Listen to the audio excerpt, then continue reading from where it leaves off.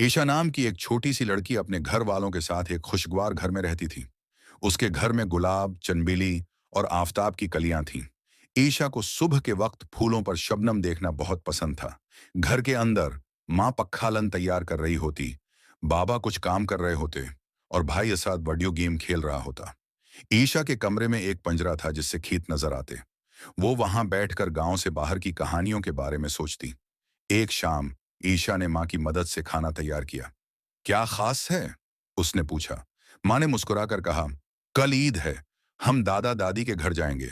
ईशा बहुत खुश हुई। उसने दादी के लिए फूल चुने। ईद की सुबह घर में हंसी की आवाजें आईं। ईशा ने नया ड्रेस पहना हुआ था। उसाद ने कहा, परी, दादा दादी के घर। ईशा ने कजन्स के साथ खेला। दादी ने पुरानी कहानियां सुनाई।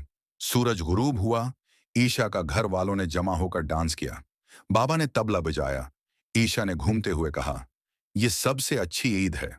साल गुजर गए। ईशा बड़ी हो गई। घर की यादों में खुशियां रह गईं।